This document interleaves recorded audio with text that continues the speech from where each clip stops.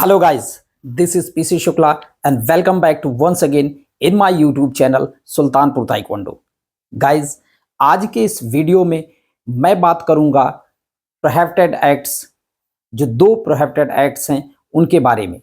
अक्सर कंफ्यूजन होता है, जो भी हमारे प्रोहिबिटेड एक्ट्स हैं उनमें कोचेस को कंफ्यूजन हो जाता है, उसकी वजह से या मिस इंटरप्रिटेशन की वजह से बहुत सारे रीजंस होते हैं इस कंफ्यूजन के पीछे। मैं उसमें नहीं पढ़ना चाहूँगा, लेकिन जैसी कि रिक्वेस्ट है कुछ कोचेस की, तो उनकी रिक्वेस्ट पर मैं ये वीडियो शूट कर रहा हूँ। आज मैं आपको बताऊंगा क्रॉसिंग द बाउंड्री लाइन और फॉलन डाउन, ये दो प्रोहिबिटेड एक्ट्स हैं जिनके बारे में मैं डिस्कस करूंगा इस वीडियो में। तो ज़्यादा देर ना करते हुए मैं स्टार्ट करता हूं इस वीडियो को और आपको बताना चाहूँगा कि crossing the boundary line actually होता क्या है। क्रॉसिंग द बाउंड्री लाइन, जब भी जो हमारा कोर्ट होता है यानी मैट होता है 8x8 का, उस 8x8 के जो प्लेइंग एरिया होता है उस एरिया को जैसे ही कोई भी खिलाड़ी क्रॉस करता मींस यदि उसके दोनों पैर बाहर या कोई एक पैर भी, जैसे सिंगल पैर भी कंप्लीटली बाहर चला जाता है कोर्ट से, तो उसे crossing the boundary line consider किया जाता है। ऐसा नहीं है कि दोनों पैर जाएगा।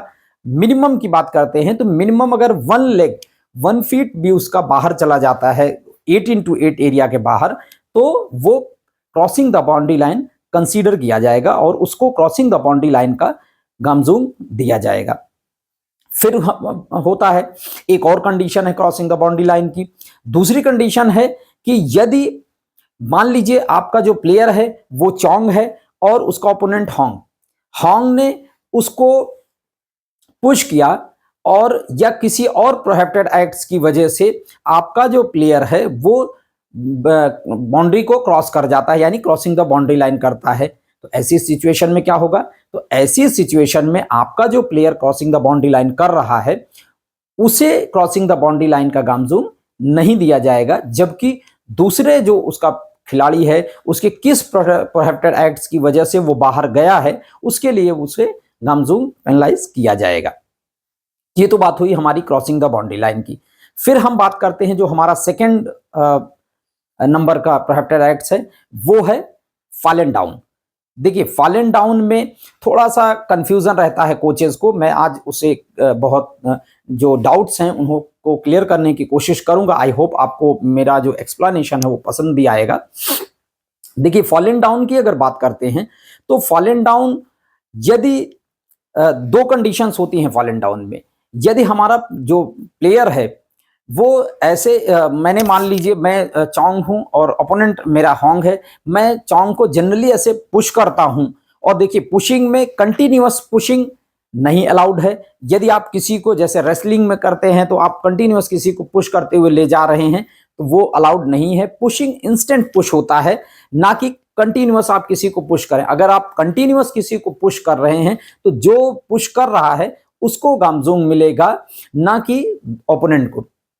और यदि आपने एक पुश किया और उसके साथ ही वो गिर जाता है तो इसकी वजह से जो गिर जाएगा उसको गामजूम मिलेगा, ना कि पुश करने वाले को। तो ये कंफ्यूजन जो है इसे क्लियर कर लीजिए कि आपके कंटिन्यूअस अगर पुश से ओपोनेंट गिरता है आपका तो आपको गामजूम मिलेगा, और अगर सिंगल पुश किया आपने और देन उसके बाद आपको किक करना चाहते हैं, या सिंगल पुश आपने किया और आपके पुश से वो गिर गया, तो जो गिर रहा है प्लेयर उसको गामजूम किया जाएगा फॉलन डाउन का।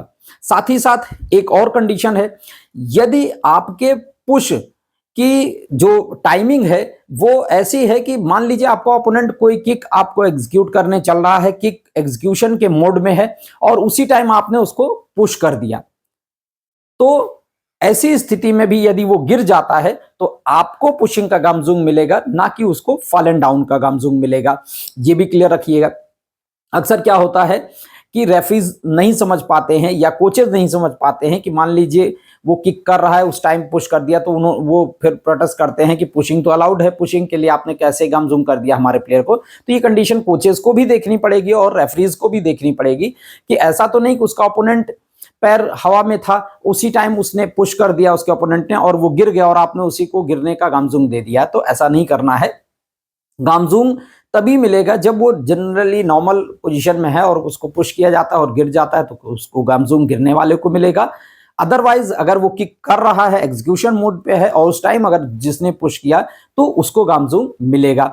साथ ही साथ एक कंडीशन और है, यदि जो प्लेयर है, यदि मैं मान लीजिए चौंग हूं और मेरा ओपोनेंट हॉन्ग है और मैं उसको पुश करता हूं और मेरे पुशिंग के कारण से वो क्रॉसिंग द बाउंड्री लाइन हो जाता है, तो ऐसी सिचुएशन में भी उसको गामजूंग नहीं मिलेगा क्रॉसिंग द बाउंड्री लाइन का, और मुझे पुशिंग के लिए गामजूंग दिया जाएगा, जैसा कि मैंने लास्ट के क्रॉसिंग द बाउंड्री लाइन में बताया था। तो ये था फॉलन डाउन का। फॉलन डाउन में एक और बड़ी कॉम्प्लिकेटेड सिचुएशन तो मैं नहीं कहूंगा, लेकिन लोग कॉम्प्लिकेशन बना लेते हैं, इसलिए मैं इसको भी आपको आज क्लियर कर दूं इसके डाउट को।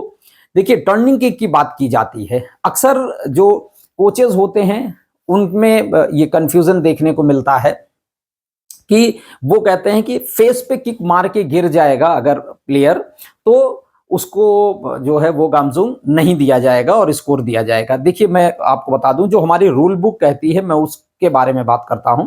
हमारी रूल बुक में जो मेंशन किया गया है उसमें मेंशन किया गया है आर्टिकल 14 के एक्सप्लेनेशन नंबर 2 फॉलन डाउन में, यदि आप जाके देखेंगे तो वहां पे मेंशन किया गया है सिर्फ और सिर्फ टर्निंग और स्पिन किक। टर्निंग और स्पिन किक के बारे में बात की गई है कि यदि कोई प्लेयर टर्न किक या स्पिन किक मारता है, वहां पे फेस और चेस्ट ऐसा कुछ भी मेंशन नहीं किया गया है। They have mention only turning और स्पिन किक। यदि कोई भी प्लेयर टर्निंग किक या स्पिन किक, चाहे वो ट्रंक पे मारता है या फेस पे मारकर फॉलन डाउन करता है, और यदि उसका स्कोर आ जाता है तो उसे फॉलन डाउन का गामजूंग नहीं दिया जाएगा। यदि वो टर्निंग किक या स्पिन किक ही मारता है लेकिन उसका स्कोर नहीं रजिस्टर्ड होता है, किक यानी रजिस्टर्ड नहीं होती है, रजिस्टर्ड मतलब स्कोर आना चाहिए, और स्कोर नहीं अगर आता है उस टर्निंग किक और स्पिन किक से, तो उसको फॉलन डाउन का गामजूंग किया जाएगा। तो ये डाउट जो है, आई होप, मुझे लगता है कि आप सभी को मेरा जो एक्सप्लेनेशन है, आपका जो डाउट है वो इस एक्सप्लेनेशन से खत्म हो गया होगा। आपको किसी प्रकार का कोई यदि डाउट इसके बावजूद भी है तो आप मेरे कमेंट सेक्शन में जाके अपने क्वेश्चन वापस से रेज कर सकते हैं। मैं वापस से फिर से मैं वीडियो बनाऊंगा और आपके डाउट को क्लियर करूंगा। दोस्तों, आज के इस वीडियो में बस इतना ही। जल्द ही मिलूंगा एक नए वीडियो में कुछ और नए आर्टिकल्स के साथ में, कुछ और डाउट को रिजॉल्व करने के लिए। तब तक के लिए take care and bye bye.